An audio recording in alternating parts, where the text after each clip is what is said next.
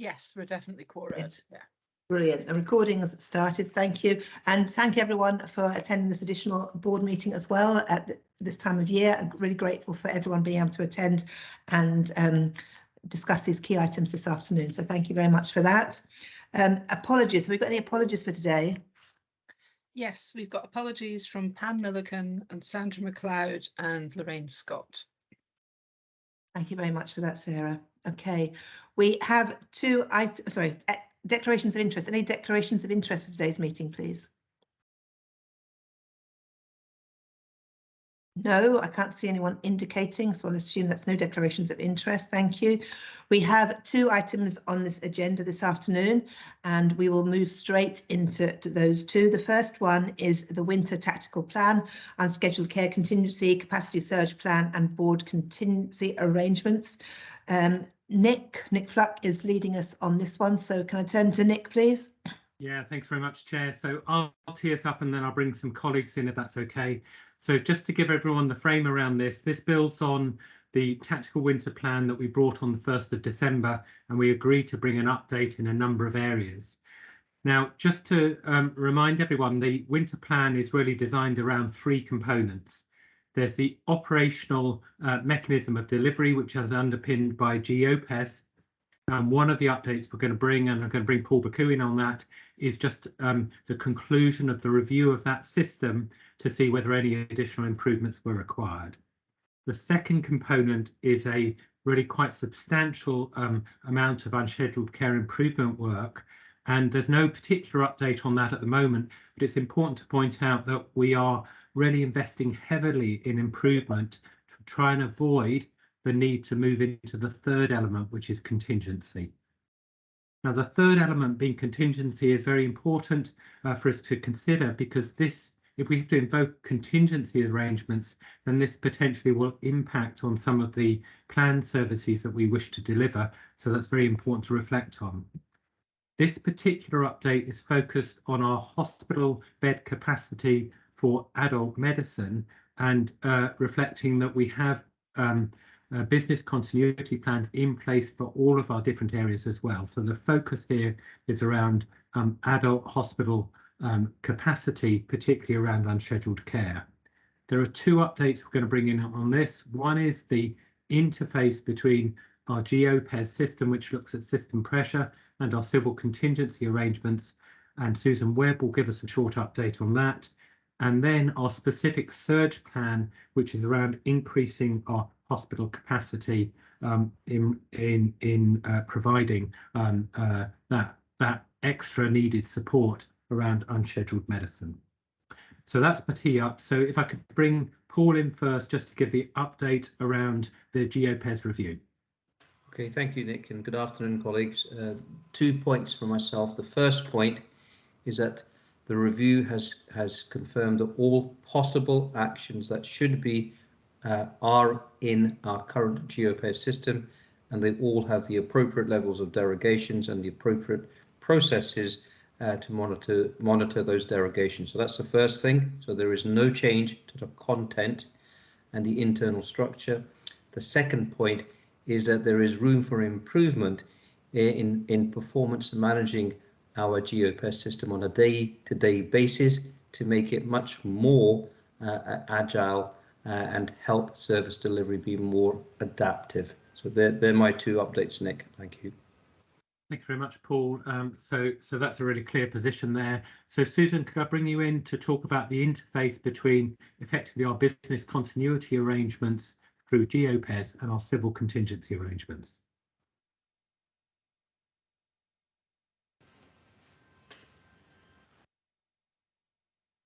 Have we got Susan on the call?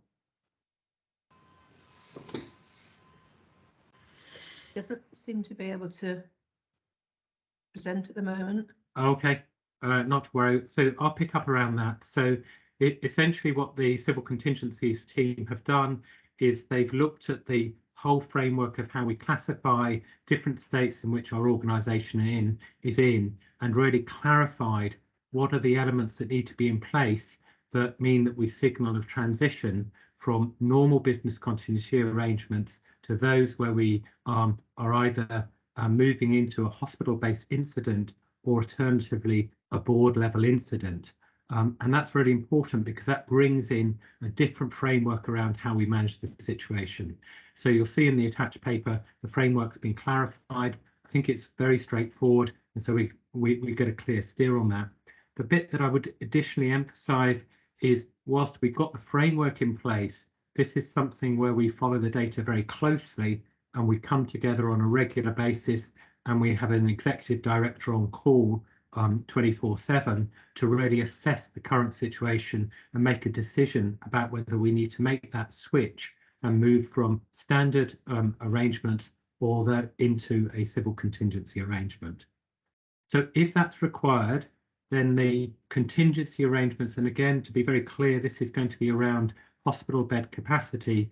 I'm going to bring June in, if she's there, to give us an update on the work that we've been doing to clarify the third capacity in terms of inpatient hospital beds. Thank you, Nick. Yes, I'm here. So the work we've been doing is we've been looking at the data. So we've been forecasting and predicting what the data is suggesting to us, and that suggestion is that we may need 50 additional beds to support unscheduled care surge activity over the winter period. That data, as Nick described, is monitored regularly with whoever's on call, and if required to move into that civil contingency space, our chief executive or their deputy would be able to initiate that action. Recognising that we need to make some substantial changes in relation to creating those 50 beds and looking at the pausing of planned care across the system to be able to support opening the activity, the capacity within Aberdeen Royal Infirmary or other parts of our system. Those 50 beds would require to be staffed, of course, and that obviously brings concerns in relation to our staff welfare, who will be looking after patients who may not be their normal patients or not working within their normal team. So from a professional perspective, our regulators have been writing to us in relation to offering support to our staff in relation when they're working out with that scope. I'll leave it there. Thank you. Okay, thank you very much, June. So I'll pass back to you, Chair. I'm very happy to take questions on the papers and plans. Thank you. Yeah, thank you very much for that input, and thank you very much for all the work that lies behind it in this very intense planning. So I appreciate all the work there as well. Any questions or comments from members of the board, please?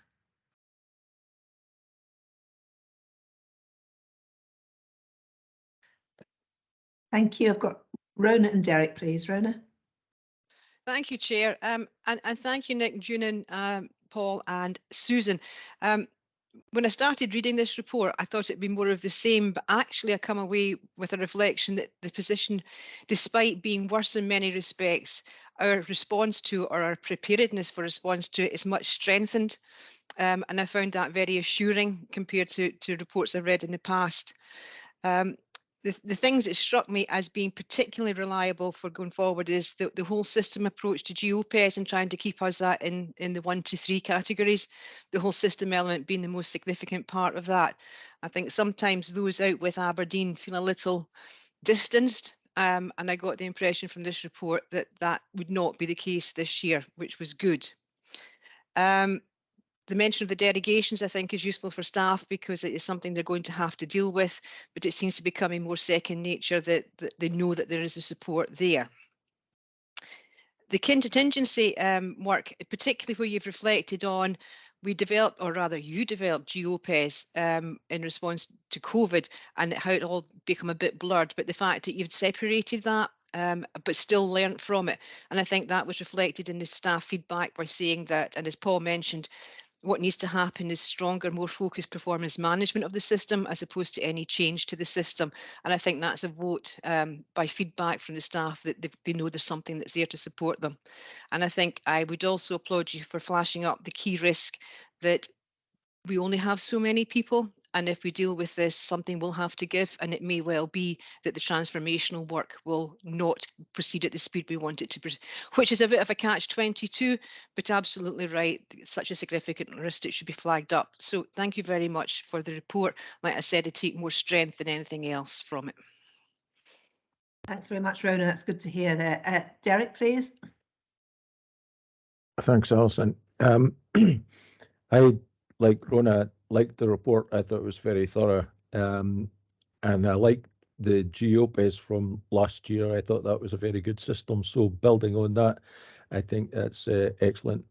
I had one small niggle with it, which said on page 5, para 2.3.1, it says the whole system flow hub will use trend line analysis of these metrics for ARI.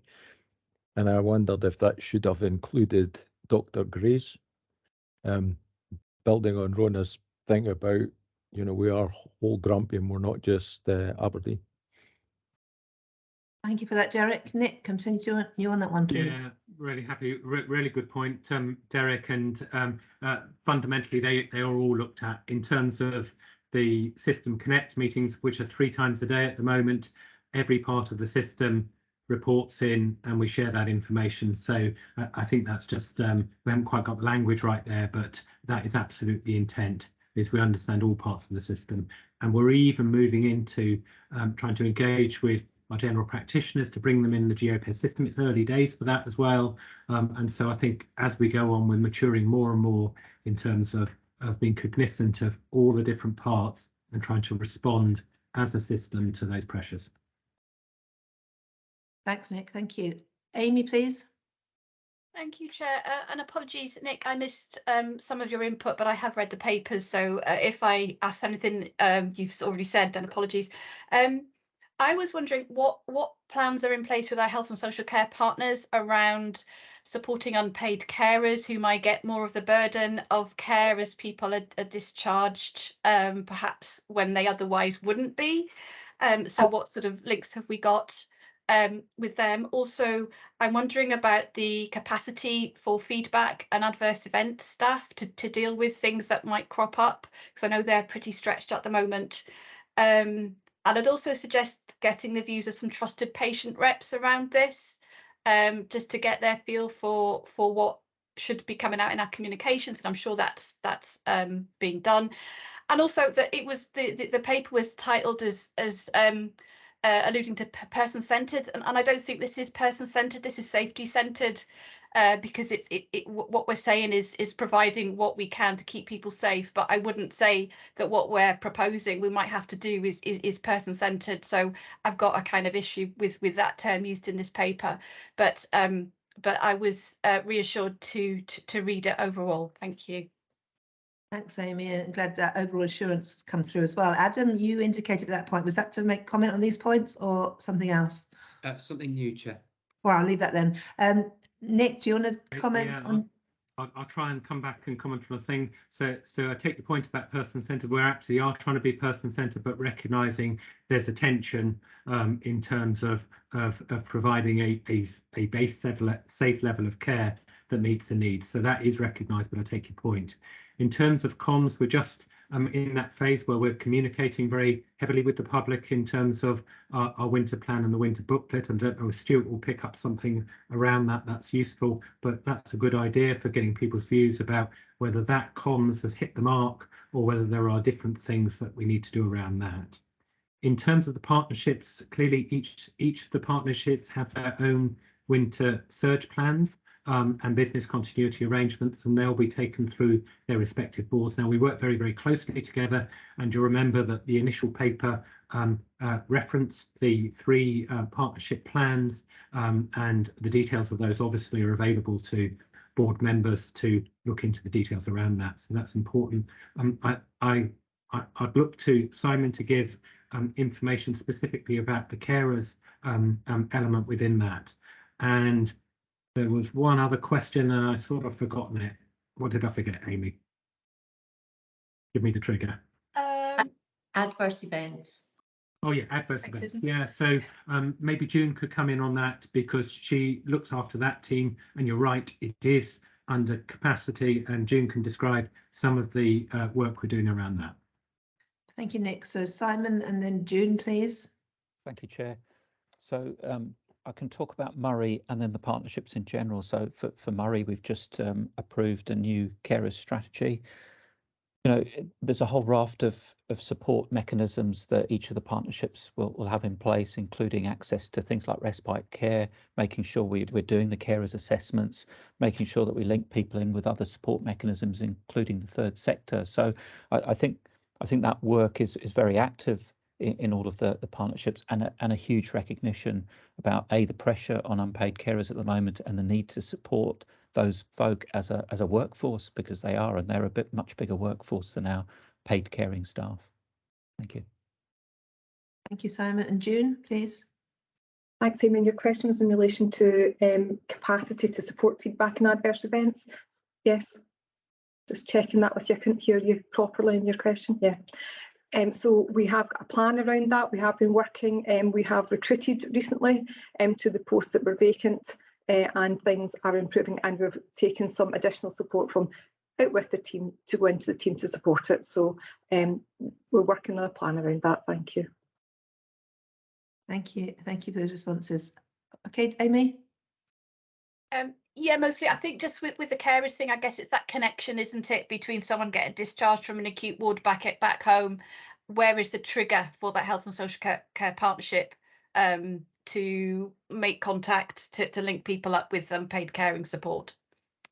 But if that's in the system, then fantastic. Yeah, I think it's something that's been worked on there from Simon's response. Thank you. Kim, please.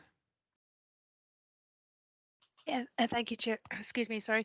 I just want to ask a little bit about, I guess, the practicalities of this surge capacity, you know, within the acute service, and thinking around. One assumes that some of the models that we've had in the past around opening up specific wards just isn't viable because of the staffing that would be required for that, and that's why we're going for kind of these additional beds in areas to utilise what's already there and then to expand on it. I'm assuming that's the case, but I just wonder with the kind of the time frame and the fact that you know, through the services here, the as far as I'm aware, it only came out yesterday that this was a potential, and you know, what would be required to if these surge beds were to open, what would be required from all the services in order to allow them to open. I'm just wondering about the kind of time frame. It's not long, and whether we feel that actually we're going to be able to staff these beds safely. And I suppose on that is some assurance that they won't be opened if that's not all in place, because it's not long now and we're clearly in winter at the moment. Thank you.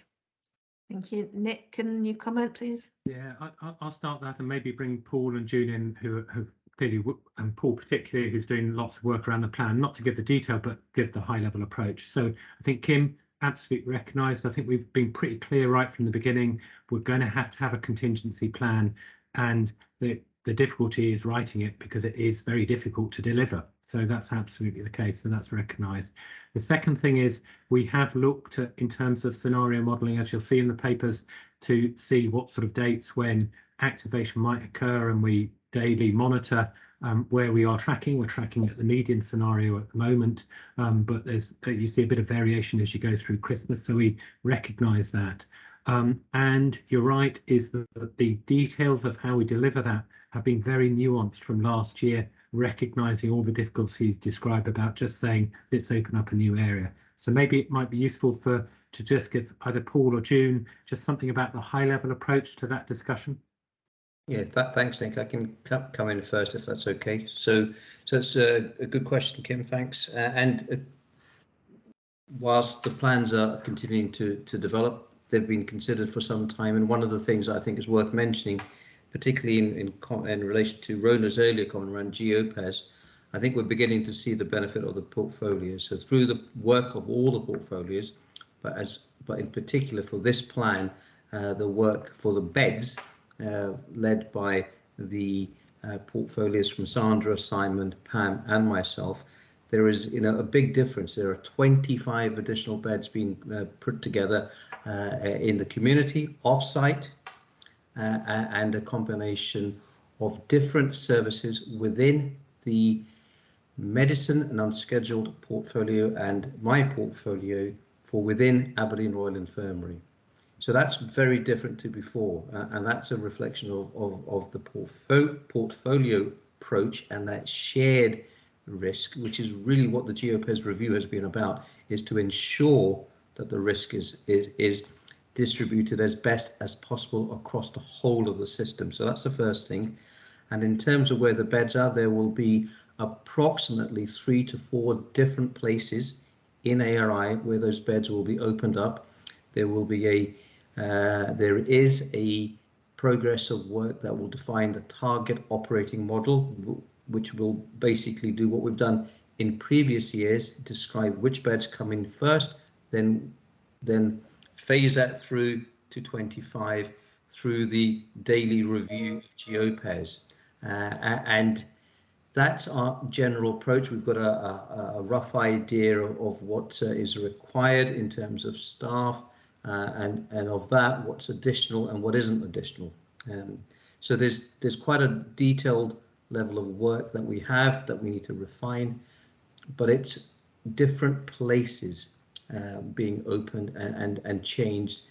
But the use of the additional 25 beds in the community and allowing us to move delayed discharges and delayed transitions of care is a really big shift to how we're managing this. And that's through the work of Sandra, Pam, and Simon.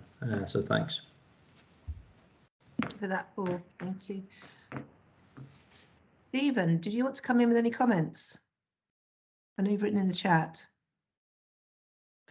Chair, I was going to bring that up All on right. Stephen's behalf, if that's okay. That was why I popped my hand up. I Okay. think Stephen's having technical problems, so can't speak. So I co-chair the Grampian Area Partnership Forum with Stephen, and so feel very happy to reflect Stephen's comments and perhaps offer 1 or 2 comments on that organisationally, but I'm sure others in the team would come in as well. So for anyone that can't see the chat, Stephen was speaking about the GAPF meeting this morning and a number of concerns raised in partnership and through the trade unions and professional organisations around the ongoing pressure on staff and how it's affecting staff, and some comment about the sort of derogations and I guess the long-term work that people are working under derogations and the pressure that again that's causing on an ongoing basis. So very much related to issues there. And then one of the key issues that was raised was about how do we change the dynamic within the organisation to try and stop some work so that staff aren't being pressured in the way that they are as described in the first 2 points. So just a couple of comments, and as I say, I'm sure others would like to come in. But in terms of the work with staff, we've obviously got the support mechanisms that are done through the We Care, and that's part of it. And we were also speaking this morning, I guess, about some of the hierarchy of need and some of the work we need to do around training and things that supports people to feel supported alongside the We Care. So lots of really challenging issues that there for us to continue to think about, to work in partnership, to try and take forward, because absolutely no one has a magic answer to this. This is real hard yards, one after the other, to try and make progress on this. And certainly in terms of the what to stop, certainly what we need to do is have suggestions clinically led for certain, but there was a really valuable input today about it can't be solely clinical decisions about that prioritization, how we try and change the dynamic, but how do we continue to use the ethics group that were incredibly helpful and supportive during the pandemic, and then in addition to that, how do we work in public with the public very transparently around how we might change that dynamic over time. And lots of really helpful comment from all sorts of members of the GAPF about how beyond clinical prioritization, and I've spoken about this a few times here, that there's still that real sense of everything's important to the individual that isn't clinically priorities because they haven't got a cancer or life-threatening disease, but what's impacting on them is still incredibly important to them. So just a tension that is unsolvable. But it's a tension that I think we're absolutely going to have to work through over really an extended period of time. This isn't going to change, you know, in the next few weeks or months. You know, this is a really protracted period. So we need to absolutely figure out together how we get on top of those issues from both a patient perspective, but also a staff perspective. So thank you, Chair. That was trying to reflect some of the really valuable discussion in partnership this morning. Thanks, Adam, and thanks for articulating that on behalf of Stephen as well. So thank you for putting that into our discussion today. June, you put your hand up. Were you going to respond to some of that? Yes, please, Chair. Thank you.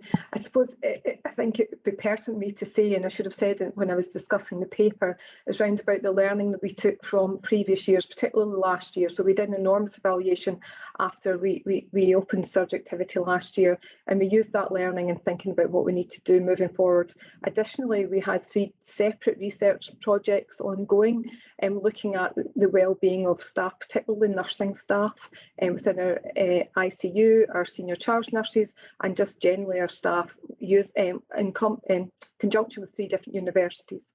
So that evidence is really strong that we have. So it's really using that evidence to build up how we provide that support moving forward.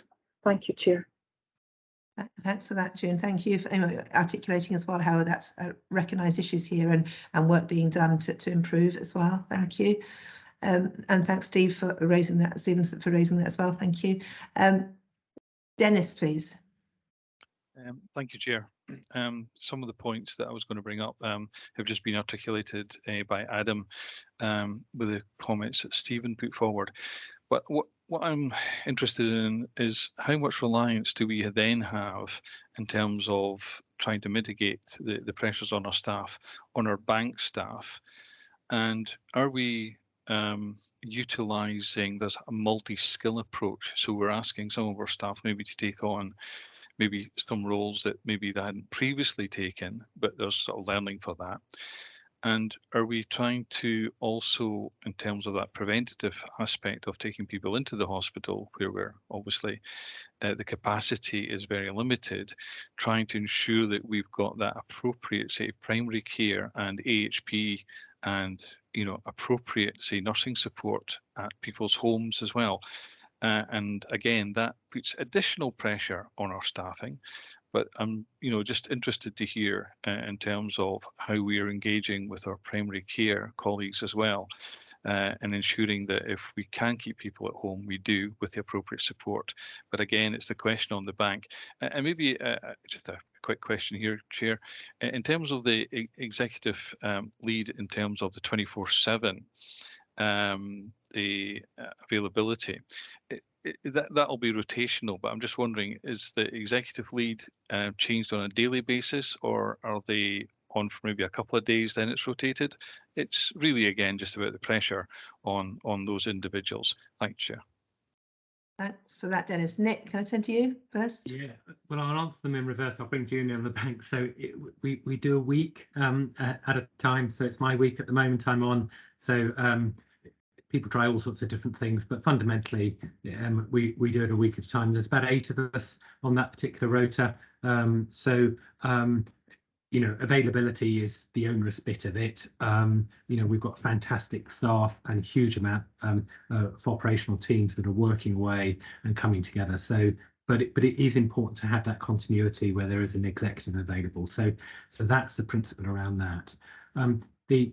I'll maybe just give a steer on the bit about sort of people working out of scope and this sort of thing. Again, that generates really high levels of anxieties for individuals, and we've previously written to give comfort around that, and also a recognition of that, and a recognition we need to do that as little as possible, because people are most comforted when they're working within their everyone works within their scope of ability, but it's working in the scope of what you're used to, which is often location dependent and task dependent. So we recognise that, and all of the plans are trying to minimise that.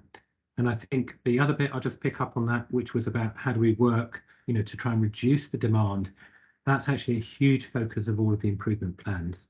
So whether that's around the work of the Flow Navigation Centre, whether it's around the system around, you know who to turn to, whether it's around primary care activity, all of those activities are trying to get people in the right place at the right time. That's the principle of the improvement. But I'll let June pick up specifically the issue about the pressure on bank staff. Thanks, Nick. Yeah, so Dennis, we have been actively recruiting to the nurse at our NMAP bank, and you would have seen that in social media, etc. So that has been happening. We have also changed how our bank staff are paid for a year's pilot. And Tom and his team have been working with the bank team to do that piece of work, and that has just started. So staff will get paid weekly, and that's really helpful for people who just joined the bank. They don't have a long time to wait, or our own substantive staff, if they're doing a bank shift, they get paid quicker. So it's maybe more an incentive for people to be paid. And we're working through that process at the moment. Our bank rate fill rate is about 80%. It's been quite steady recently, so we have definitely got staff who are happy and supportive to be in the bank and working within it. I hope that provides you with some assurance. Thank you very much, June. Dennis, is that I'm fine? content with that, Chair. Thank you. Brilliant, thank you. Luann, please. Thank you. My question's about, if we do have to open up the surge beds, are we sort of maximising our use of volunteers and our family members that are around to just help take the pressure off the staff teams that are there? And second question, which is a little bit of a tangent, but I know, Nick, at the start you said about business continuity for other services. I'm interested specifically around mental health services, so just looking for some assurance that a similar approach is being taken there as well for us. Thank you. Thank you, Luann. Nick? Yeah, I'll come back first and then I'll direct to June for volunteers. But so absolutely, mental health services are under enormous pressure. We know that, and it's also one of the winter stresses which we recognise. So do absolutely have business continuity plans in place. Maybe I'll comment a little bit just on the hospital sector side of that, because obviously mental health services span everything from our mental well-being support services right through to significant mental illness that requires inpatient care, which is right at the tip of the iceberg. So we recognise the pressure on inpatient beds. There's been a big refurbishment programme, as you'll know, to try and reopen capacity. There are some challenges around that. And at the moment, there's a very similar process to the one that Paul has described on trying to work through what's the contingency arrangements if those beds are available or not available in terms of the inpatient capacity. And maybe I'll bring Simon in just in terms of the community response around mental health services, because again, that's an important part of the partnership plans.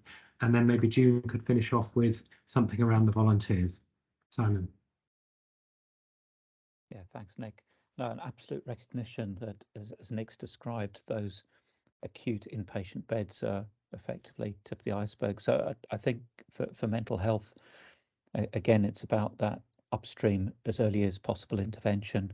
I think our community teams, there's a robust kind of service in place, and they've got contingency arrangements and a recognition. I think they're well versed in that acute hospital admission avoidance. They're doing that on a regular basis, and we see that, although there's a constant pressure on the bed base at Royal Cornhill and our other facilities, including Ward 4 at Dr. Gray's. I think the community teams do a tremendous job of helping to divert people and holding them out in the community in their own homes. I think this is also part of that plan is also about the links to third sector organisations, and I think that forms a huge plank of the contingency arrangements. So it's a graduated approach to mental health interventions, and not everybody will need either a community psychiatric nurse or an acute inpatient bed, but it's about how we use all the other resources we've got out there, and not forgetting that our primary care health practitioners and our mental health officers for social work also form part of those arrangements. Thank you. Thank you, Simon. June? Thanks, and that's a really important question about volunteers, Luann. I mean, our staff and our patients really value the contribution they make within our hospital and community settings.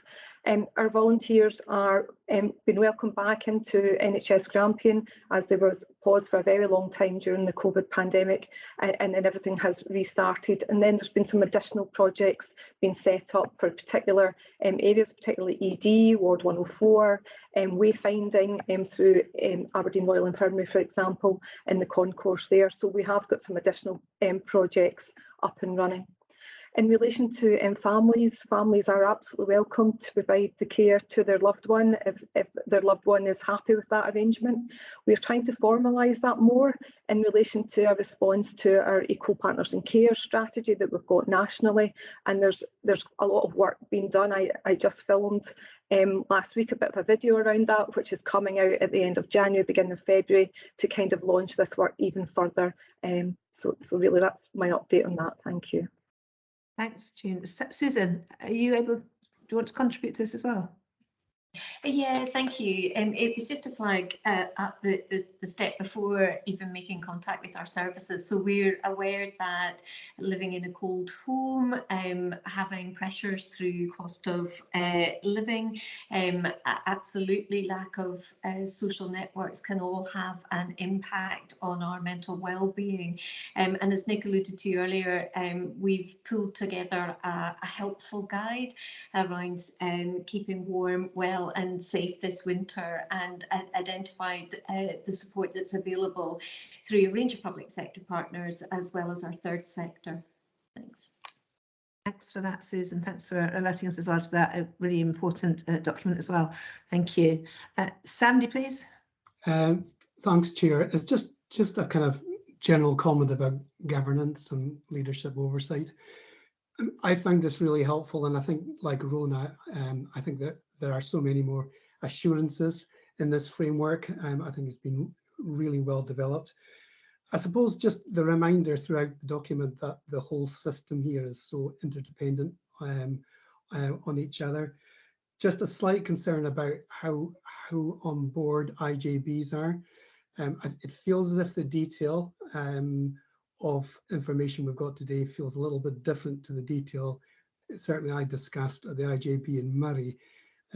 We certainly have discussed, the winter surge planning and so forth, but the escalation processes and contingency arrangements that we're discussing today have got really important implications for local areas. What happens in a local area will have implications on this framework and vice versa. Our next IJB, Simon, is not till 6 weeks today.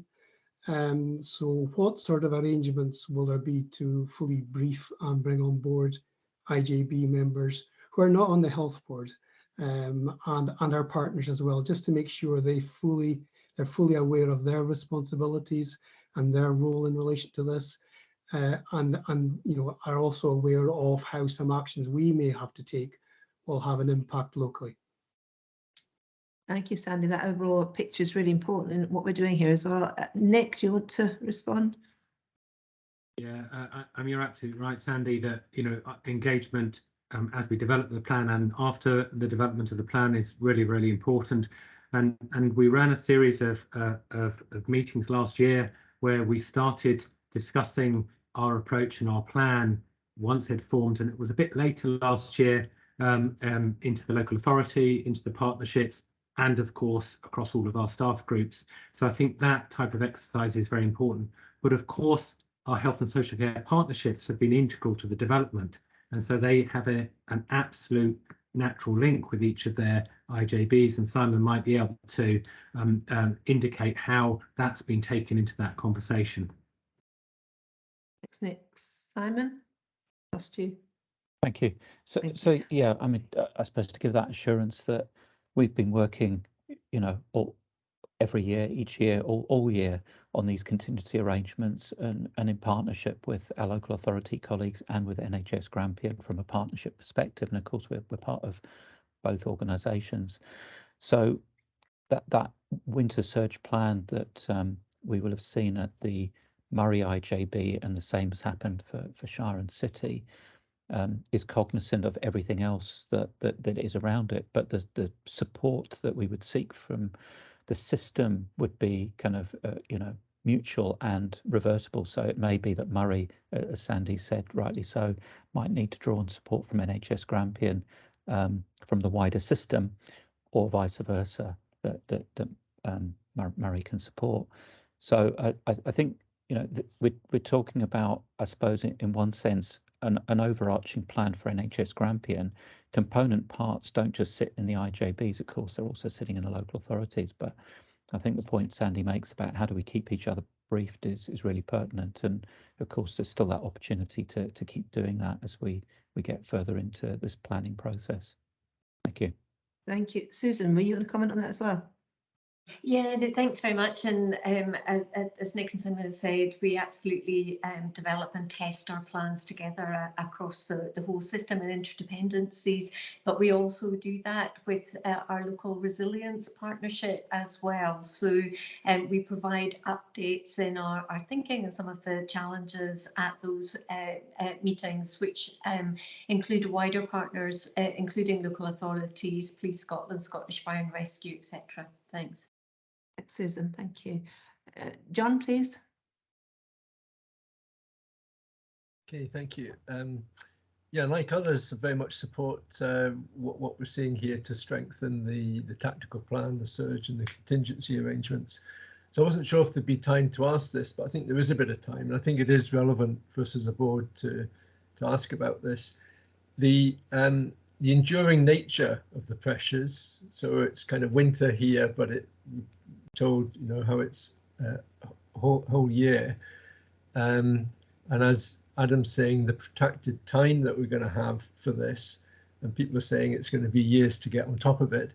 And if the plan for the future is kind of on hold a bit or slowed down, which was a way out, I'm just intrigued as I was reading it, what it means for the next few years in terms of what might be termed business as usual. And so our bed capacity is based on something that was a bit historical before the pandemic and before these pressures. Is there any thinking about a reset of what we need in the next 2 or 3 years before our plan for the future can get some traction? So I was just intrigued as to whether there's thinking around that. Thank you. Is that Caroline jumping in with that? Caroline, please. Thanks, John, for the question. So I'll kick it off, but then I will ask Adam to come in. So I think more than ever, we are really, really conscious that we have to approach everything you're hearing today with a mindset of the ethos and the principles that are set out in the plan for the future. So nothing we can do today can step us backwards. So always with a focus on prevention, always with a lens on inequalities, always with a lens on, are the decisions we are taking today going to impact negatively on our ability to have sustainable services of the future? And clearly the next item on the agenda is a good example of our thinking around that. So I'm really cautious not to say that we are pausing or slowing down. There is a reality, of course, about our ability and a finite capacity to focus on the right things that would move us forward at pace with the plan for the future. But actually, I think there is a lot we can do, particularly around our cultural work and our how we engage and work differently with partners and communities, that will put us on a really strong footing to expedite the work that has been set out in the plan for the future. To answer specifically your question around the bed base, absolutely, we recognise there is a need to consider through pathways and with the new lens of the strategy on it, what are the needs of the population over the next couple of decades, and how can we optimise pathways, and then what is the community infrastructure required around that, and indeed secondary and tertiary infrastructures. And these are national conversations as well as local and regional conversations. So we absolutely are starting to think about in our 3-year delivery plan, which Adam will be able to speak to, is how are we going to sequence that planning work and giving colleagues and service users the headspace and the time to really think about it, because that's been one of the challenges for us, is these have to be designed by those that work in and interface with these pathways. So we're thinking really carefully about that. But to answer your question specifically about the bed base in Grampian, it absolutely needs to be reviewed and match the data and the intelligence around the population's needs. But Adam, I'm sure, has been giving that a lot of thinking with his team and others around how best to do that. And the other bit just to bring into that, of course, is the financial position. So again, making sure that we are bringing the finances as well as the cultural piece and how we want to do our work with the needs of the population. So trying to approach it in that regard. Thank you. Adam, turn to you as well, please. Yeah, thanks very much, Chair. And very little to add to what Caroline said, actually. She's really comprehensive in terms of my thinking as well. Perhaps just a tiny bit of detail to give you a bit of assurance, John. Perhaps the first thing about the plan for the future not being stalled at all.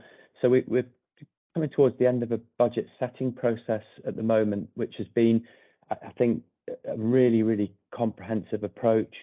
And we've had, a cohort of people from representing the whole system doing a prioritisation on things that are required for next year and the year after and the year after, sort of thing. And that was prioritised against plan for the future. So there were criteria drawn from the plan for the future, and people had to score against that. So it's absolutely central to how we're trying to think and trying to get people to think about how they commit resource. So that's just an example. I think alongside that, in terms of the reality, and you picked it up very well, John, there is a real challenge with getting change happening while people are under enormous pressure. But as you know, the report out from the Chief Medical Officer just yesterday or today, I looked at it this morning, it's really clear that actually some of the tension and pressure gives us an opportunity if we can figure out how to seize it. And I think that's a really difficult thing to do, but it absolutely is the sense of what you can achieve when things are not working as they used to or as you'd want them to. How does that enable you to create a change?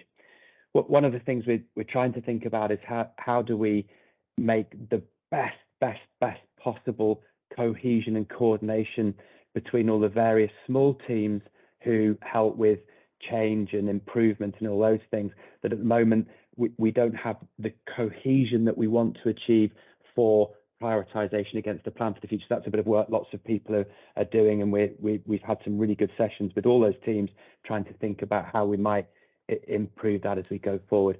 And then just a tiny bit of detail on the bed bit. As Caroline says, that's a key bit of work. There's a draft commission, Lorraine Scott's doing a ton of work on that, and it links really, really closely to part of the tension that Paul Baku's described, where we've got the tension between planned and unplanned. So you'll remember in the delivery plan, we've set as one of the objectives the separation of planned and unplanned care, which we don't really know how to do in one building. We've got great examples of it in, for example, orthopedics, historically, really, top way to do it. So that's a real challenge for how do we separate planned and unplanned, and the same's true as the emerging theme from the Dr. Gray strategy. How do we create that separation?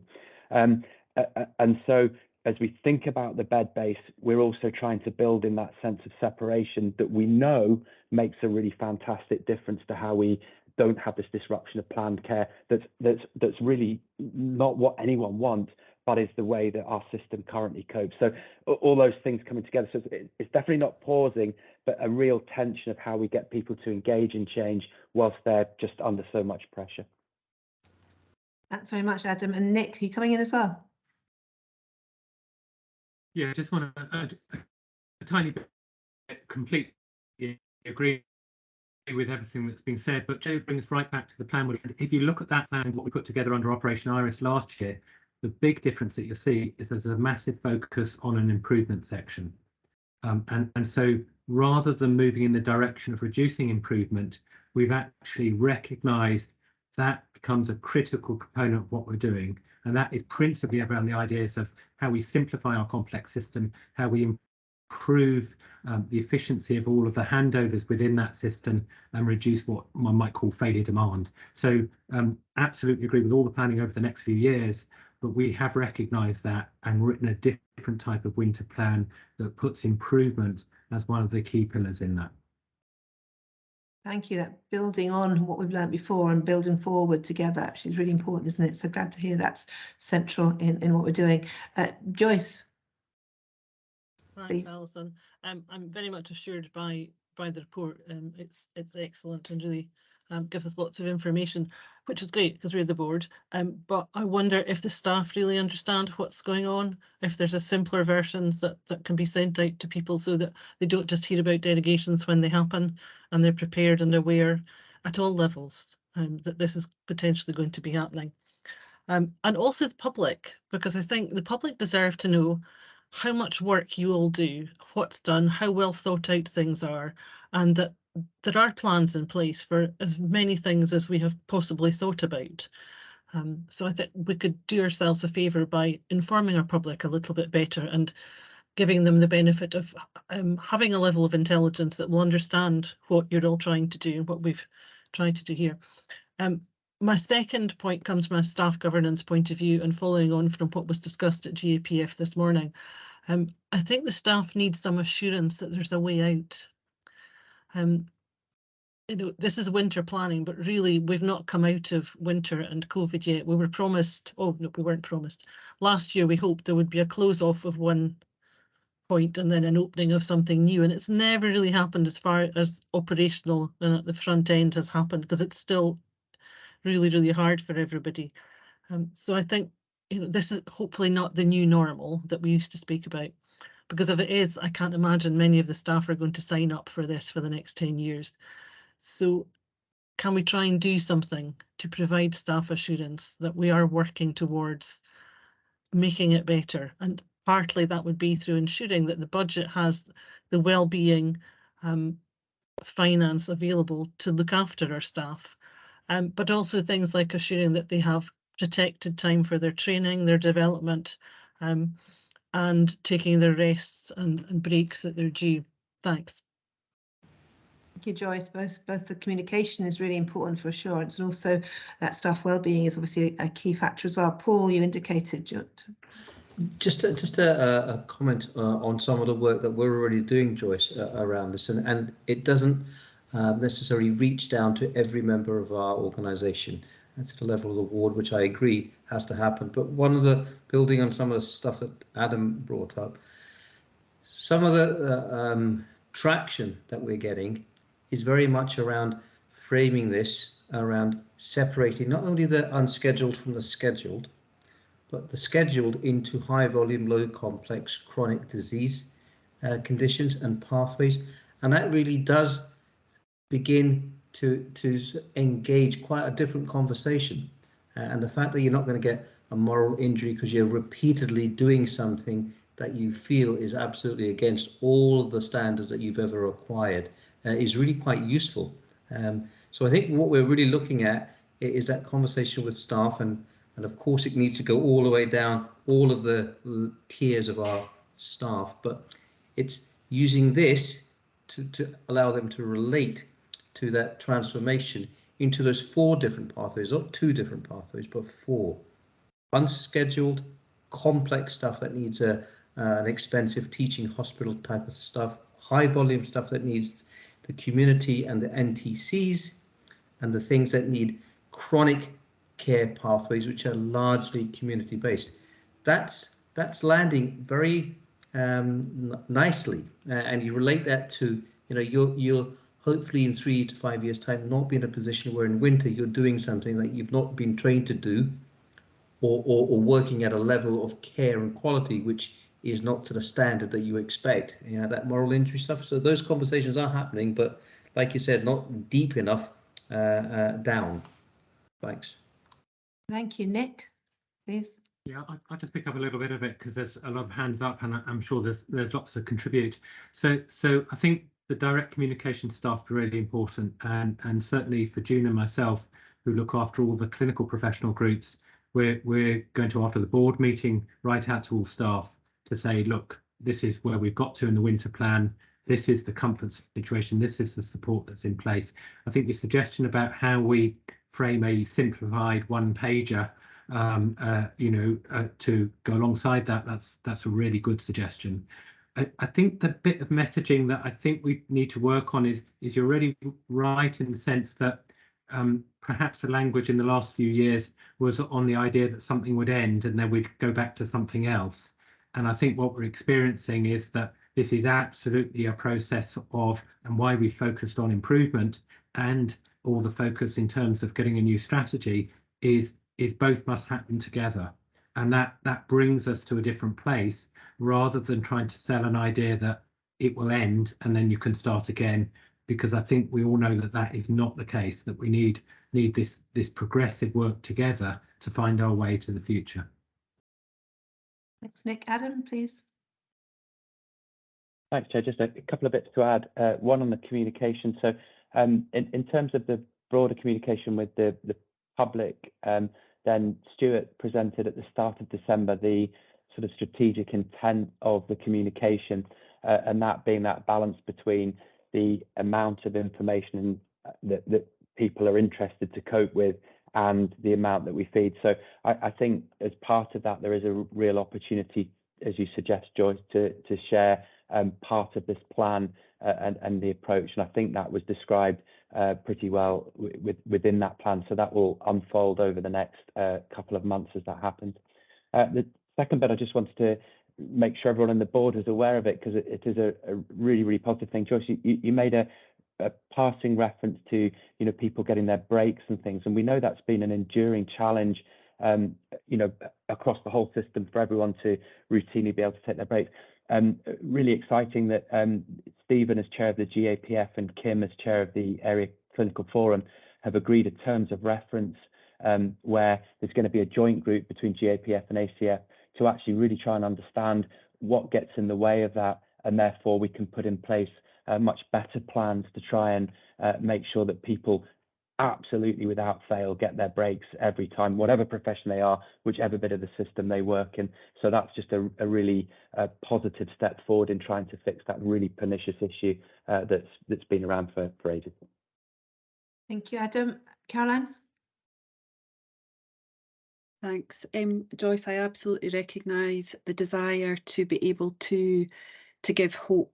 And gosh, if we could do that with clarity, and we would absolutely would. So our challenge, I think, is around how do we have that realism, as Nick has described, that our hopes, and I think everybody's society had anticipated that this would the pandemic would come to a neat end and we would move on, and we are now very clear that is not going to happen, and what the consequences of that have left us as an NHS in a very, very different place. Some really good things about that, which I don't need to rehearse, about how we work together, but also some incredibly detrimental weights and access to all aspects of health and care. So one of the things we've been thinking about absolutely is so how can we provide clarity in what feels like really ambiguous territory, and having a real focus on colleagues, as we've set out in the strategy, will remain front and centre of the work that we do. Working particularly, so that's back to my point in response to John's question around how we do our work now, really is one of the things that we can control. So my hopes around that and the plans around that are to ensure that we create. So Adam's spoken about the whole system prioritisation in the budget allocation as an example. We know that's not going to take us financially where we need to go. So actually, Alex, as Director of Finance, is currently designing how we are going to engage with colleagues around actually what is the level of reform we need to do. When I'm out and about speaking to people, there is an absolute acceptance that how things are cannot continue, and a real desire to move them forward and be part of that. So it's up to us to create those conditions to ensure people can do that. So that's the bit of certainty, I think, that we can provide at the moment, but agree entirely with Nick's position around we're not going to have a neat end to allow us to start again. We're going to have to transition and do it simultaneously, which I get is very difficult. Thank you, Caroline. And Susan, please. Yeah, thanks very much. And Adam helpfully updated on the communication with the public. I guess for our staff, just to highlight that whilst we have plans, when you're in the thick of it, you don't have time to read a plan. So what we've got are a series of action cards. So in a particular situation, if you need to do X, here's an action card, which is really just the simple A, B, C, D. During our exercise, so we do test our plans, and what one of the bits of learning that has come out is that a number of people have moved around our system, which is great because they've got experience of the system, but actually they might be quite new. So we have identified that we need to raise awareness of where you find your action cards for the various plans that we have. So there's a series of so there's the action cards, we've got learning and development sessions together, we've got exercising, and then we've got debriefing, all of which helps to raise awareness of the actions that we take. Thanks. Brilliant. Thank you for that, Susan. Thank you. Joyce, are you assured by the comments there? Yes, Joyce is nodding. Thank you. All right, thank you. That's all of the points that have been indicated to be made today. So thank you very much for the contributions and the discussion that's helped us gain assurance from the plan in front of us as well. We have 4 recommendations in front of us to endorse the proposal to manage system pressures using the GOPES system, to endorse the unscheduled care contingency capacity surge plan for additional surge capacity to be triggered under specific circumstances as described in Appendix 1. To note that the board may declare a hospital major incident and or a board major incident in the circumstances described in paragraph 2.32 using the protocol set out in Appendix 2, and to agree to receive further reports on the risks and equalities impacts described in this paper and the appendices in an update report to the February 23 board meeting. Can we agree those recommendations, please? Agreed. Agreed. Thank you. Got nodding there. Thanks very much. Thank you for that. Thank you. And that leads us on to our second item on this agenda this afternoon, then please. The Murray Maternity Services Model 6 milestones and timescales. We have a lot of detailed work in front of us to discuss today. And Simon's going to lead us off with a PowerPoint presentation, I believe, as well. Simon, I've lost you again there. You are Simon. I'm here, Chair. Yeah, thank you. Yeah, so I'll put a PowerPoint on the screen. It's just a few slides for anybody that's concerned it's going to be a lecture.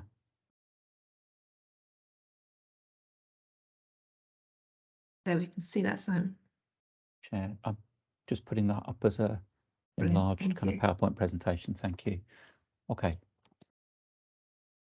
So I'm really pleased to be able to bring this this paper in front of the board today.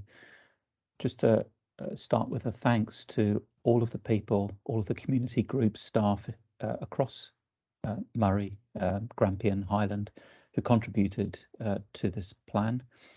And in particular, a thanks to Christina Cameron, who's going to just say a few words when I finish, who's the programme lead for this piece of work and has pulled this plan together.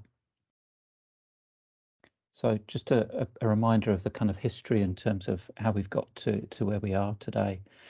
We remember that back in 2021, not that long ago, but it feels a long time ago, we had the Scottish Government commissioned external review of maternity services in Murray. The recommendations were made in the December last year, and the recommendations actually were around a Model 4 and a Model 5. There was then in March of this year, the Cabinet Secretary announcement, and it was Model 4 and Model 6 that we were asked to deliver on. Just 6 months ago, we delivered a plan to Scottish Government on Model 4, which has not been formally approved yet. And then here we are in December, and an expectation that Model 6 plan will be submitted to Scottish Government by the end of this month, but clearly for this board to agree what goes forward. So I think it really importantly, in terms of the collaboration around this piece of work, there's been a huge amount of joint working with partners, including NHS Highland, to produce plans both for June time, which was Model 4, and December now, the Model 6 in front of you. In terms of the governance structure around this work, we've got the Executive Collaborative Oversight Group, and that has chief execs of both Grampian and Highland sitting on that and leading that group with a number of other players. We've got the Highland and Grampian Maternity and Neonatal Collaborative. That feeds into the Maternity Joint Programme Board. That Maternity Joint Programme Board reports directly to the Executive Collaborative Oversight Group. The Joint Programme Board is chaired jointly between Grampian and Highland. And so that's myself as Senior Responsible Officer for Grampian and Catherine Sutton, who's the Chief Operating Officer for Acute Services in Highland.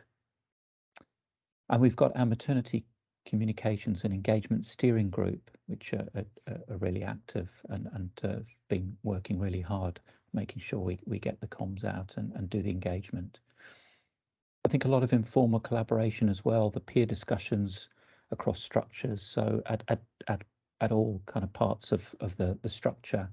And I think we've allowed some of that to be informal as we begin to now formalise it in order to get the bedrock of good working relationships in place and to give people the space and time to explore. So there's been two very intense clinical collaborative group meetings between Highland and Grampian, and those meetings are continuing, and really important that we allow people the space to develop those relationships. So I think in terms of successes for maternity services, we've got a clear and positive destination that we're setting out in Model 6. So we're very clear what the end point is that we're being asked to meet. But I hope that we've delivered that in the plan in terms of describing that and how we'll get there. I think we've definitely got an improved local staff engagement, morale, enthusiasm for the new models and different ways of working, and a willingness to look at how that will work in reality, and in particular around the network model. I think we've enhanced our community engagement, regular and open communication with service user and representative groups. We can always do more on communication, absolutely, and I think we're learning as we go, but that work has really ramped up. I think the plan is ambitious but realistic, much shorter timescales than were originally envisaged in the maternity review report from last year to get us to that consultant-led obstetric service in Murray. But I think just to acknowledge that those timescales, whilst they might appear short in one sense in terms of our plan for Model 6 and talking about 4 years from now against what could have been a 10-year timescale, I think a recognition that from a community perspective, that's 4 years since we had a obstetric-led model in Dr. Gray's, and another 4 years till we get that fully in place, and that's a long time for the community. And I think we've met the Scottish Government's ask for clear milestones with those timescales, and we're able to present that today. So I think in terms of the challenges, we've got a wide range of stakeholders at a community level, at a staff level, at management level, and people in different places on the journey, and alternative perceptions that are vocalised, which is absolutely right, and we need to listen and be cognizant of those. And we're all looking at this through many different lenses, and I think importantly to recognise that some people will have 2 or 3 lenses that they're looking at this through. So our staff, for instance, in Murray, majority of our staff in Murray also live in Murray, so local members of the community.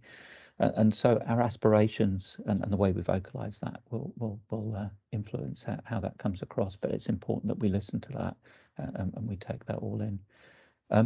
I think that significant and sustained contribution that we've needed from a wide range of staff without the additional kind of resources that's been on top of people's day jobs. But I think people have risen to the challenge admirably and have really engaged and been enthusiastic about doing that. Can see that that we've got a framework to get to where we need to be for Murray.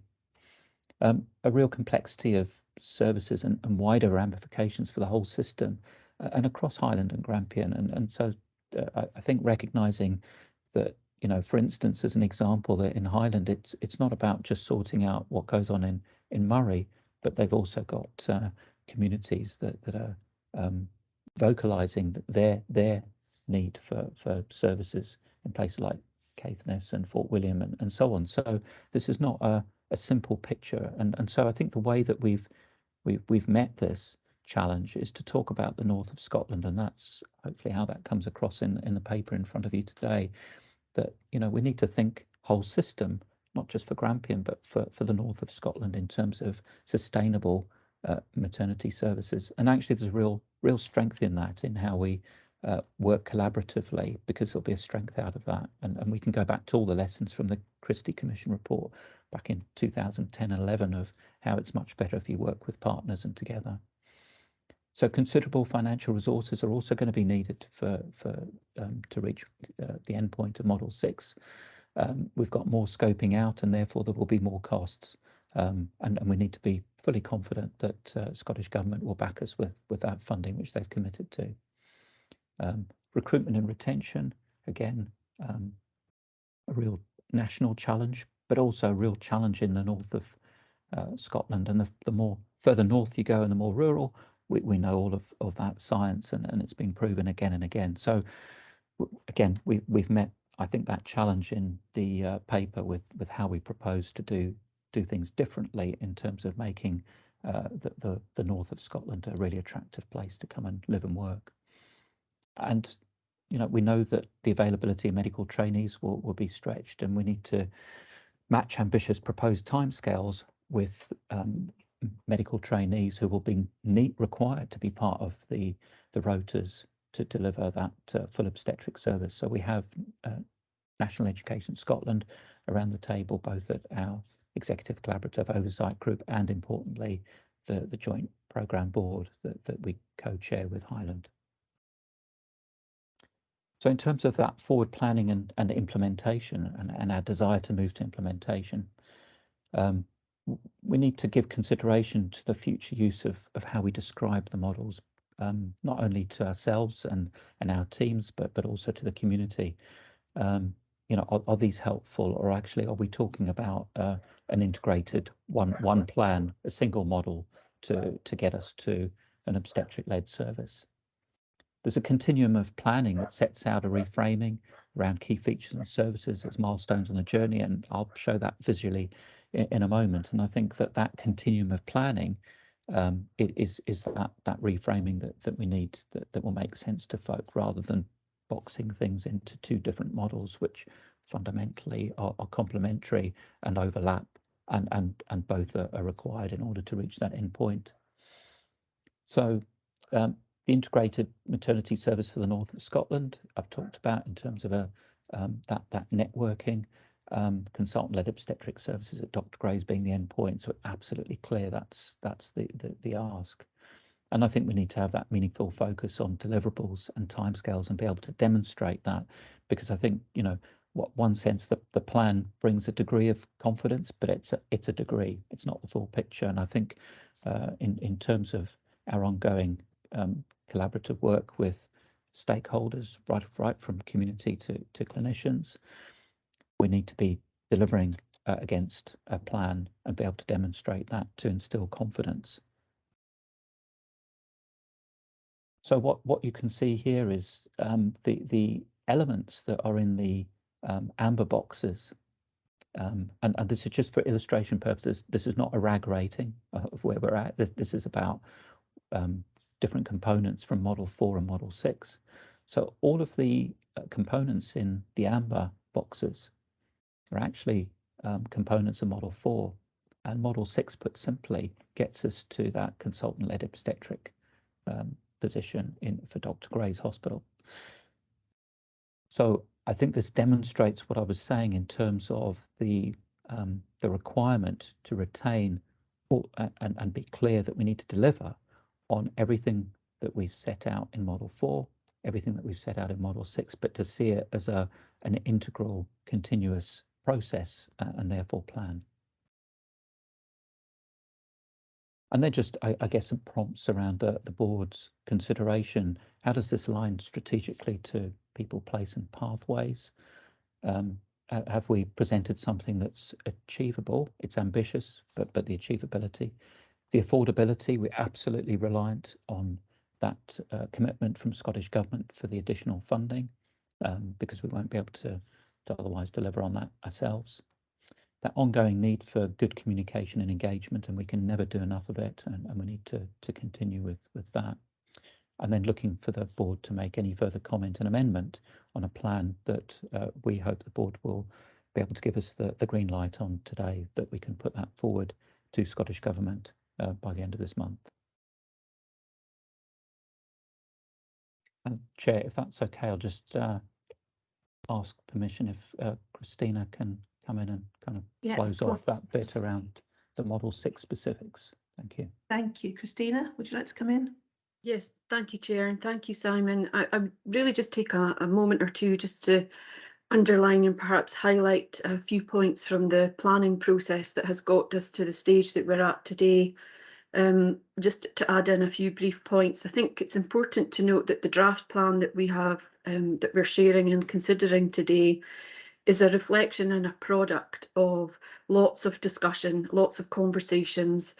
Just as Simon has highlighted, some of those have been around the formal meeting structure that we have in place, which has been very helpful. But in addition to that, lots of conversations between colleagues across different disciplines and professions and areas of their own expert knowledge, as well as the conversations that we've had with the service user representation and in fact also with some of the elected representatives. And all of those discussions over the last 6 to 12 months even have all fed into the draft plan that we have at the moment. So it's certainly absolutely a representation and a product of all of that. Also, just to pick up and on one of the points that Simon has made there, as you know, we have already submitted a draft plan for Model 4 as was, and we did that back in the summertime. And Simon has set out already that our planning is effectively now on a continuum.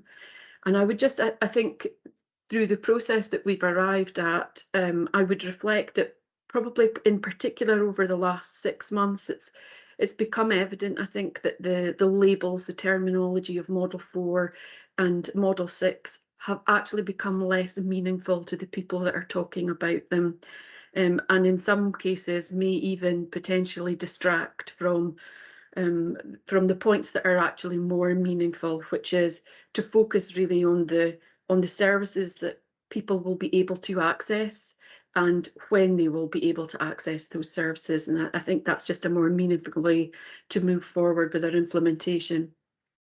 Thirdly, again, I would also point out that for those who will recall the plan that we submitted back in the summer, this is a much more detailed plan than we previously prepared. There is a lot covered in this plan. I would, however, highlight that as I hope comes through in the plan, there are some caveats that there is yet more detail and more planning to be done, particularly around specialties. So, for example, around neonatology and around blood transfusion services and theatre services. And that planning and that detail will need to come as we move closer to being able to deliver those services at that point in time. And finally, I think just to give this board an assurance that progress reporting will come back to this board. Simon, I think, touched on some of those formal structures that we have. But again, this board may recall that a governance framework for this work was approved back in February. And that means that this board will continue to receive progress reports as part of that governance framework, caveated, of course, by the draft plan being approved and moving into an implementation stage as it becomes a programme. So those were just a couple of the points I just wanted to highlight. Thank you, Chair. No, thank you for that, Christina, and thank you, Simon, as well. And the emphasis you've both given to the collaboration leading to the stage is really, really important. And you both reset out, as the plan does as well, the fact that we're on a continuous process here as well. So thank you for emphasising those points. Looking at the plan itself, you know, the words that shone out for me when I was reading it, the words clear enthusiasm for it and commitment to it. And I think that sense is behind it very much as well. So thank you very much for that clear enthusiasm and commitment that shines through this work as well. Thank you for that. Dennis, please. Yeah, thank you, Chair. Probably just echo maybe some of the comments that you've just made. I think, you know, this is, I think, an excellent plan, and I think there's been a lot of learning over the past year or so. Probably more so in the engagement with our stakeholders, because it's not been an easy journey. But I think Simon and Christina, the rest of the team, I think have actually done a fantastic job in terms of that engagement. And I think there's a greater sense of, I think, the reality of something actually is going to happen, rather than just something that was maybe, you know, somewhere out there in space somewhere. So I think the community, I think now can see that we mentioned hope earlier. I think this is actually going beyond that. I think there's something very tangible here, and I think everybody's to be congratulated. Christina mentioned the caveats, and it was maybe just a couple of points that maybe we should explore, because a lot of it is, you know, the caveat is we need to ensure that we've got the appropriate staffing. And I'm just wondering if we can have a bit more detail on the work happening with NES in terms of looking at the skill set that we need to try and ensure that we've got the appropriate skill set to achieve our objective within the time frame. And again, I suppose the other aspect is in terms of our dedicated theatre. Now, is that going to be within our existing theatre suite, or are we going to add to? And it's just those sorts of, I think, things that we need to be a bit more sighted on and certainly clear about. But just once again, Chair, I think the team is to be congratulated in getting us to where we are at the moment. It's been a difficult journey, but we're still on that journey. But I think, as I say, there's to be congratulated. Thank you, Chair. Thank you very much for that, Dennis. Simon, do you want to respond to that, please? Yeah, sure. And in each of these answers, Chair, if that's okay, I'll start, and Christina may want to come in with more detail if that's okay. So I think, thank you, Dennis, for those comments and the specifics around skill set and National Education Scotland. So they're sitting around the table with us at the Joint Programme Board level. The last meeting we had just over a week ago, we looked at the plan and signed that off at that level. I think that the next piece of work is to effectively develop that joint workforce plan with Highland, so we can be absolutely clear with National Education Scotland what we're looking for in the north of Scotland. So again, you know, making sure it's absolutely joined up. So everything from workforce planning to recruitment is done jointly, and we're not just moving deck chairs around, but we're fundamentally bringing additional folk into the north of Scotland.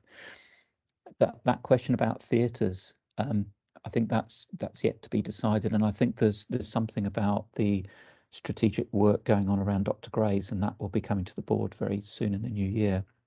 But that direction of travel, you know, are we going to function with our 4 theatres and one of them will be dedicated to obstetrics, or do we need a 5th theatre? And so that's the work that we'll need to do fairly quickly around that as well. But I think that's a question mark around, and what else are we doing that's at Dr. Gray's? What's the, you know, that role and function, that strategic vision for Dr. Gray's, and then kind of building back and saying, well, what do we need to deliver that?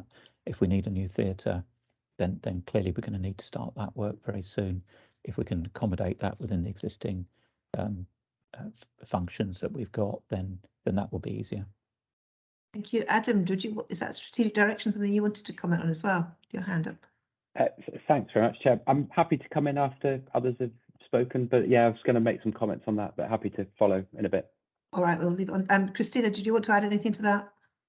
Just perhaps a little bit of detail around the NES input. So NES have been helpful to date, and as Simon has said, they're around a couple of different tables.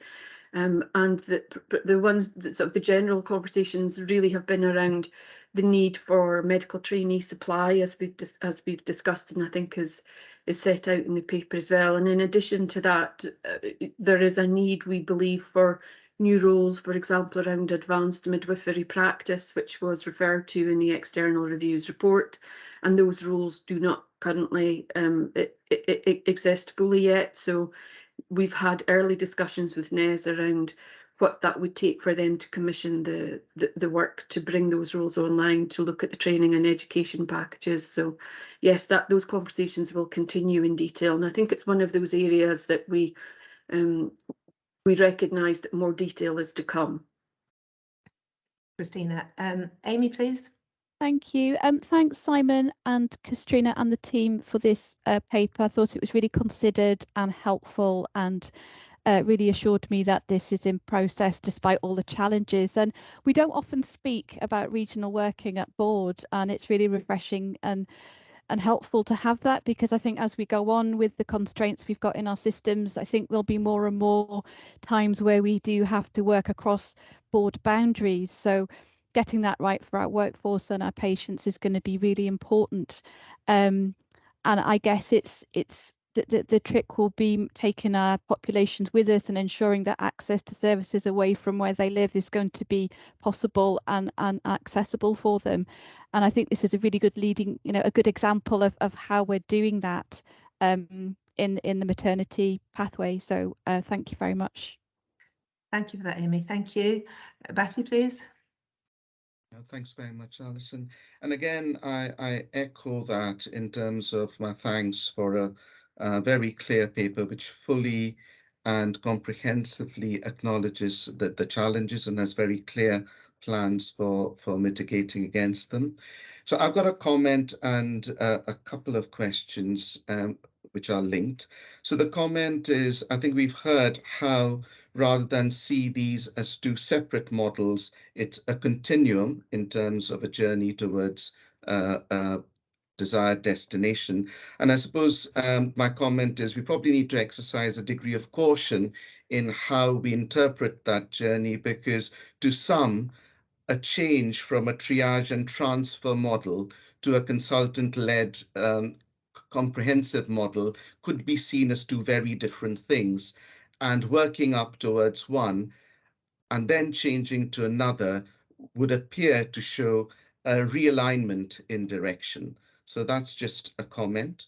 In terms of the question, it's about infrastructure, and it sits on two planks. One about digital support, because if we are talking about care being shared across 3 locations, i.e. Elgin, potentially Aberdeen, and Inverness, where women might be transferred in the course of their labour, what digital facilities are we envisaging would be necessary to ensure complete exchange of clinical information, such that when women move from one setting to another, there isn't a need to duplicate clinical records and to start all over again? So that's one. And the second infrastructure issue has already been mentioned. This is about staffing, and I see the plan for consultants to be in place in 2023 and trainees in 2026. So given the level of activity, which I make to be fewer than 1,000 births a year, some of which will occur in other locations, what opportunities are there for recruitment and maintenance of skill, both in the consultants as well as the trainees? Thanks.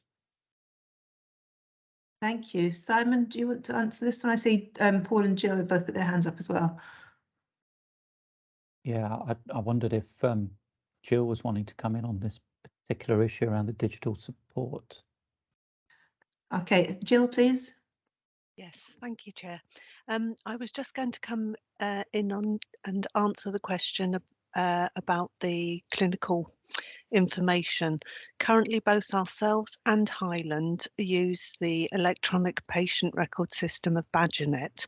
So we currently operate that there is full clinical sharing of information, and the only issue we have is that when you go to work in Highland, you break the glass so that you're able to see all the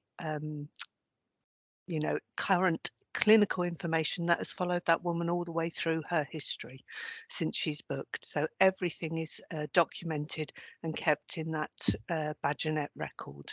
So we've had no issues to date with the sharing of clinical information, and we always proceed, with an S-bar handover if we are transferring anybody. So our next part of the equation is ensuring that we all have passwords for working in Highland so that we're able to access the system, because we still need to break the glass when we go through and work in NHS Highland. I can answer that part of the question for you. Thank you. Paul and Nick, are you answering the second part of the question? Is that your hands up for? Thank you, Chair. I'll just come in. So I was going to say something similar to what Jill's usefully come in there on the break glass gives an audit trail around when you have to do it. Then there's a record there of why you had to break that glass. It's just a term it's used within the system. But quite clearly, we need to make sure that, the digital aspects in terms of following the patient, taking the record with them is there for the relevant clinician to be able to conduct what they need to do. In the north of Scotland as well, we've got the portal as well, where there's key information that's accessible by a clinician. They can get access to information relating to an Aberdeen-based, Grampian-based patient in Regmore, for example. So I think we're covered, but I think it's a good question, and I think we're okay. Thanks very much for that. Thanks for the question as well originally. Nick, are you going to comment as well? Yeah, I'll come in. I'll maybe take the second question, although I'll just assure everyone we've been through some of the information governance on this stuff, because with this system and with Ireland support, we've been there before. We understand how to get through that. So I think that's all in place. It was really about the question in terms of the opportunities, because at Batty, you make a really, really good point, which is for trainees, it has to be a training experience that contributes to the whole training in a very appropriate way. For consultant and other doctors coming in and other professionals, it has to be a fulfilling job that allows them to develop and to maintain their skills, exactly as you say. So both of those essentially play into the absolute requirement that this is a network solution, and that individuals have opportunities both in Dr. Gray's and in our other parts of our Northern Scotland network, whether that's in Regmore or whether that's in Aberdeen, to meet those requirements. And I think we have to get that offering right to attract people in and to retain people.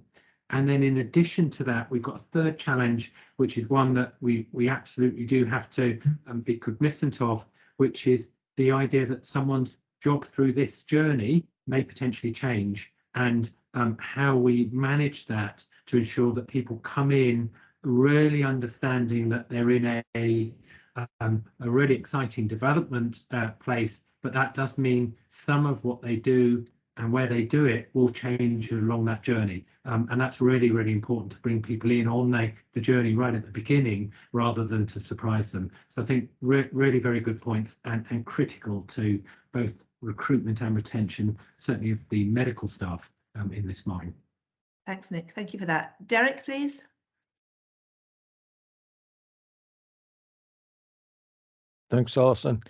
A couple of comments first and then a question. Really pleased to see this report, and I particularly wanted to commend the collaboration that's going on across north of Scotland. I suspect, picking up on something Amy said earlier on, that this might be the start of a number of collaborations across different boards as we move forward to a more sustainable NHS. Second comment was Model 4 and Model 6. Are these unhelpful terms? To me, they are unhelpful, because I've got a clue what they mean. something that better describes the models would be more helpful, I think. I've no knowledge on how you could bring it down into a title, but I do think Model 4 and Model 6 don't really help anybody. My question was really in relation to, we submitted a plan to Scottish Government in June, and we haven't had a response to that plan. And the question is, should we be concerned about that? Is there something specific that's holding up an approval to the plan, or is it just take time for Scottish Government to give it proper consideration? Thank you, Derek. Caroline, you put your hand up then. Did you want to comment on that first? Or? Thanks, Derek. So a couple of things. So helpful around the language and potentially what else we could do around that to simplify and make it easier, and that's referencing comments made earlier. In regards to the plan that we submitted for Model 4, and the fact that we've not had that endorsed by the Cabinet Secretary absolutely has not prevented us from continuing with the requirement to produce the Model 6. And although the Cabinet Secretary hasn't publicly announced the endorsement of that, it has not meant that we have not been regularly engaged with colleagues from Scottish Government. And indeed, if you recall, there was an external team panel led by Linda de Casticker, who has been supporting both Pam, Chief Exec of Highland, and myself around how we get to a place where we can genuinely move forward towards an obstetric-led model. I think it would be fair to say that by not endorsing Model 4, it has given both teams in Highland and in Grampian the opportunity to reflect on, and I think Simon spoke about it earlier, the importance of building relationships between clinical teams that will be long lasting, and not putting additional pressure onto parts of the system at a time that they don't feel they have the right conditions for it. So I am not concerned in regards to how do we progress that we haven't had an endorsement of Model 4.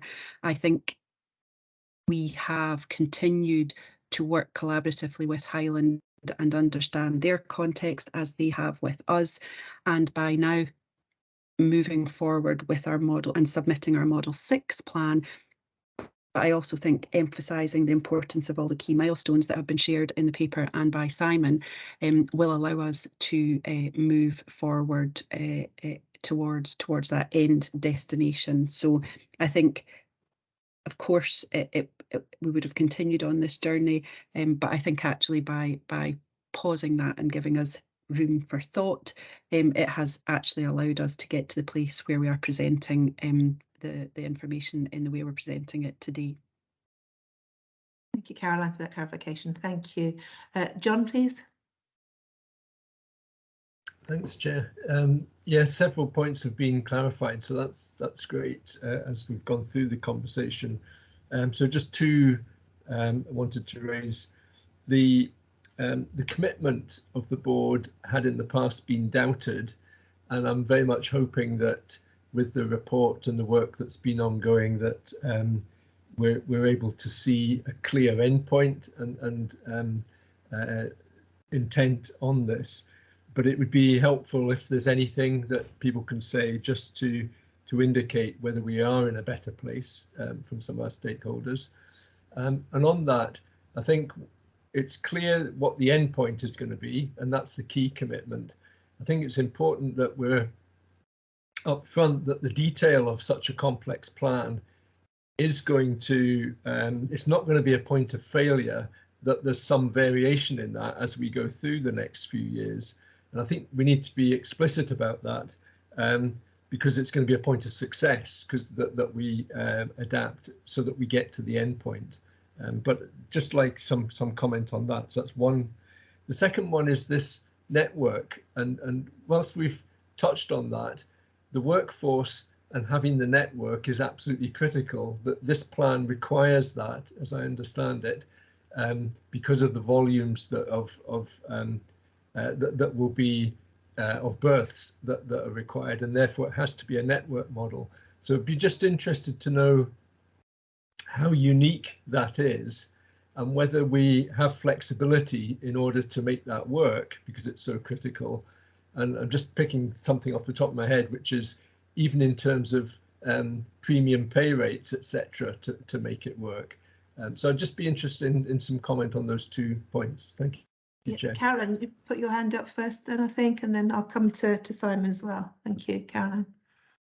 Yeah, so I think a really important point made by John about the commitment of the board, and I think it's been said several times that this has been a journey around how do we get this right, and actually I think that there will be individual learning as well as organisational learning around that.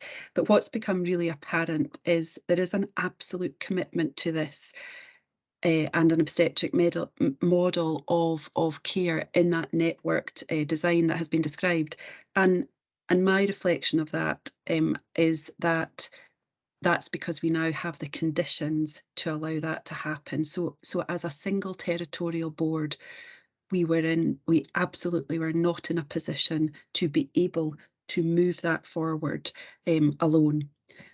For this to be successful, and we believe we have done all of the appropriate work with key stakeholders around making this successful, as you've heard, we are absolutely reliant on other parts of the health system in Scotland. So Scottish Ambulance Service have to be core to us being able to deliver this, and that will mean changes for them. NHS Highland are core to us being able to deliver this, and that has meant significant changes and will mean changes in practice for them. NES, so there aren't a suite of or a pool of trainees just ready to come to the north on a bus. This is going to mean structural changes and decisions for where doctors in training are allocated across Scotland. Now, of course, there is an absolute desire to increase those numbers, full stop, and that's what we are working with NES colleagues on. But actually being able to ensure using data that we have equity of those that are able to come to the right training posts to allow us to have that pipeline of a medical workforce. So we are absolutely dependent on NES. And then fundamentally, particularly in light of other conversations that are going on parallel to this, financially, we need to be able to secure the appropriate funding to have the right infrastructure to make this sustainable, and that is about the recurring revenue, which is outlined in the paper, and also the capital investment that we will require, which will develop further. So there is an absolute commitment, not just from this board, but also from those key stakeholders that I have listed, and there are others, but without the sign up and the agreement of all of those, we would not be in the position we are now in to be able to bring this ambitious plan forward. So hopefully that's helpful. John, I'll just briefly touch on network models, but then I wonder if Tara, if I bring Tara in on any specific maternity networked models, there might not be any or any other knowledge, but I know we have other examples of network that Nick might be aware of. Working across board boundaries is not a new concept. It's in the extant National Clinical Strategy, which has been around for a long time, but the ability to do that for a number of reasons is challenged. So that I think there are the policy conditions for us to be doing this, and the strategy conditions nationally, but it's definitely challenging, and obviously COVID has played into that. But I will bring Tara in if there's any other examples of network models specifically around maternity or wider. Tara, please. Thank you, Caroline. Thank you, Chair. So in Scotland, we don't have any other formal network models within maternity services, but we have lots of cross-board working. For example, Ayrshire and Arran regularly refer higher-risk women to Glasgow for care. Borders and Fleece and Galloway work with colleagues on the Eastern Lothian and also through Ayrshire and Arran up to Glasgow. And as we all know, we work closely with Orkney and Shetland in terms of delivering care to their more high risk maternity patients. So as Caroline says, it's by no stretch of the imagination something that's unheard of within maternity services. In fact, we do it all the time. I think the benefit of this is that none of those arrangements have any shared workforce model, so none of the benefits that come from that in terms of, as Batty was referring to, the maintenance of skills and the sustainability of services. And I actually think that if we get this right, it might form the basis for other similar network models in other areas of Scotland where the supply of highly skilled clinicians is very limited. So I think there are lots of opportunities here, but in direct answer to the question, nothing formal at this point in Scotland. Thank you, Tara. Simon, do you want to add anything to these questions? No, Tara's mentioned the Orkney and Shetland networking, and I've got experience of the benefit of that from a Shetland perspective, and I think you can see how well it works, and I think where people actually enjoy doing that. So I think there's something again about how we market the jobs that we'll have available in the north of Scotland, and we can sell them as being really exciting because there are folk that want to come and do that, don't necessarily want to work in just one site or just one part of the north. Thank you. Thank you. And Nick, do you want to add, please? Yeah, I guess I was going to add a little bit in terms of wider other network models and again emphasise Tara's comment about the benefits potentially here. So we do have lots of network arrangements, cross-border working. We've also got formal networks, the major trauma network, which specifies role, location, transplantation, dialysis, many areas in which we have pretty formal arrangements about how individuals are cared for in different board sites based on the level of their need, the specific interventions they require, etc. So we've got lots of experience of that. I think the new territory, which is exciting, and Tara's alluded to, is around developing staff who will be able to work in different sites, because most of our traditional network models don't offer quite so much in terms of staff being able to work in different centres and gain experience. And building on what Simon said and Tara's comment, I think this is one of the opportunities of how do we make location, not the location and exactly what's done in the primary location, the sole reason that you're working in a place, but that there are opportunities across, if you like, all tiers of the network to sort of contribute, and that hopefully makes it more attractive, but most importantly makes it viable for retention and sustainability. And I think that's a critical issue here. Thank you, Nick. Thank you. And Luann, please. Thanks. Caroline's actually answered my question, which was about the commitment from NES and other partners, because I think we absolutely can't do this on our own. So really pleased to hear that. My only other comment is really thinking of the language in Model 4 and Model 6. If I'm hearing correctly, we're saying Model 4 is a step in the journey of transitioning to an obstetric model. So should we just be talking about that rather than having two separate models? Is that going to be a more helpful way of describing the journey that we're on? That would be my view. Yeah, I think, Luann, I think we need to think about language as a whole, don't we, on this, to make it clear for every moving forward. And I think I've got a proposal to make in a minute in which we can maybe start thinking along those lines to help the understanding here. But Simon, would you like to comment on that before I do that? Simon. Thank you, Chair. I think really helpful comments around that, and absolutely agree. I think if we can talk about the plan that gets us to full obstetric model in Dr. Gray's, that would be really helpful. I think there's a risk here that we start, we could kind of continue in almost silos talking about Model 4, Model 6, which is it, where does that action sit? How do we leap from one to the other? That point was already made as well about not creating a situation where we we strive for one thing and then have this significant change in direction, because actually the direction is the same all the way through, which is how do we get those building blocks in place to make all those improvements that we aspire to, that we've brought before the board in June and now in December, but actually to get us to that end point of the obstetric-led model. Thank you, Chair. Thank you, Simon. And Nick, please. Yeah, just to build on that further, I mean, I agree the language is really, really important here. I think the critical bit, if I try and look at this from the point of view of a mum-to-be, is that every element one's delivering is an improvement and a new opportunity and a new offering. So that all of the elements, and that gets you away from the notion that anything's redundant in this, that all of your developments are increasing the offer, increasing the opportunities in terms of locality and access to services and choice.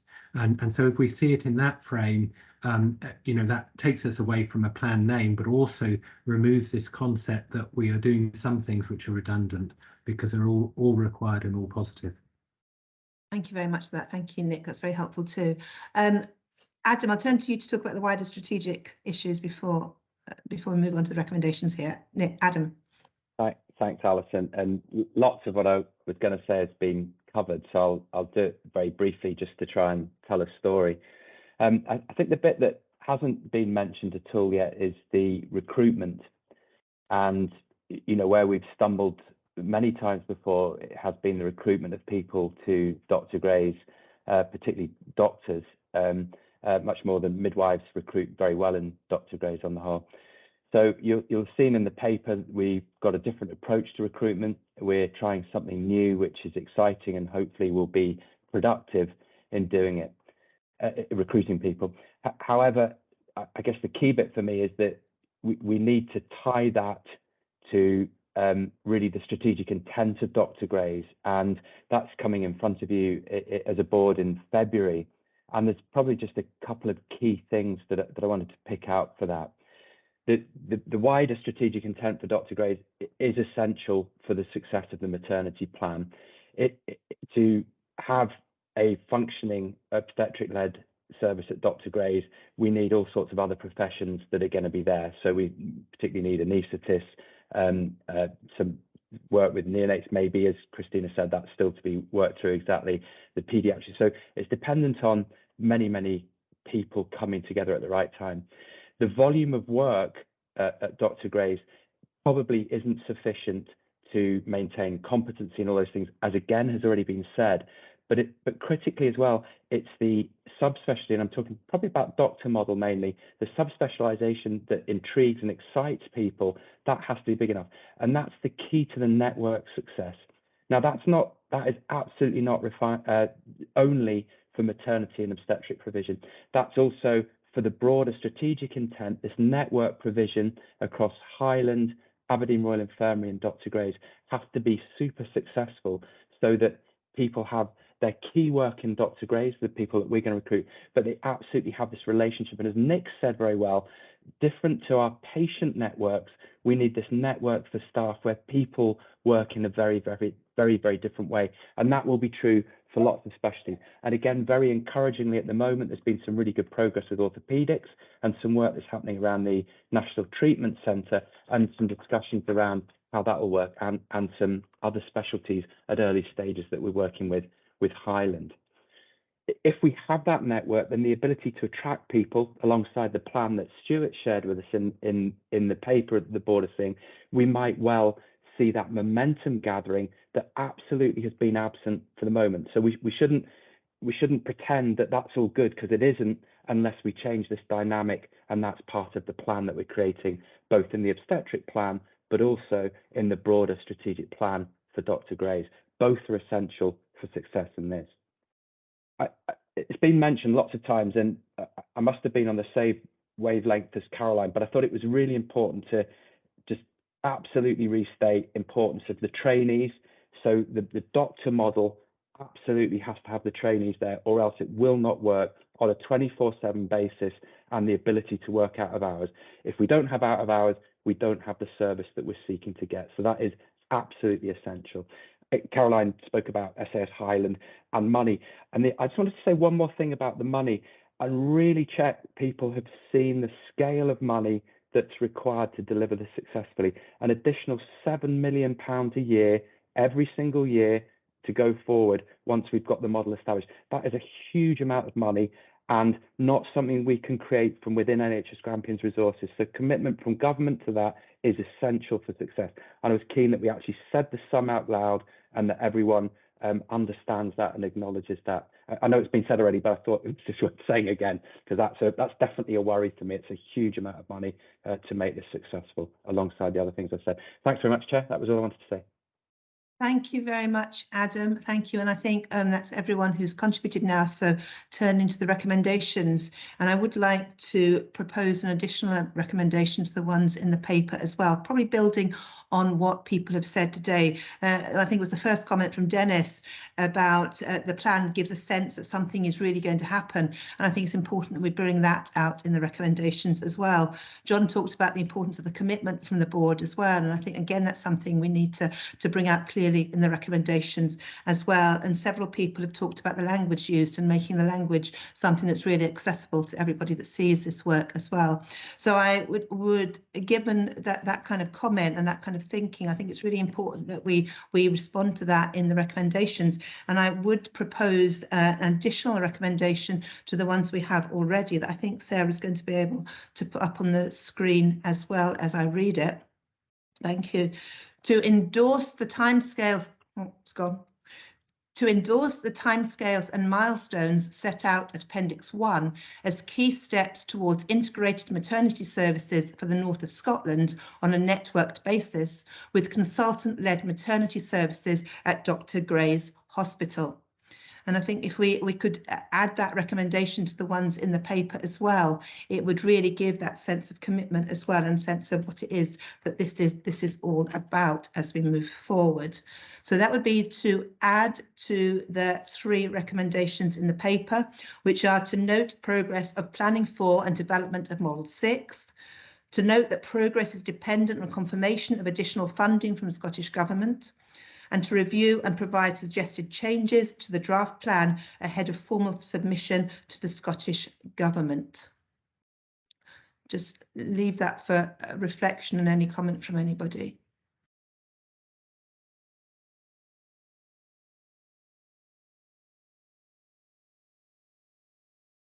Luann.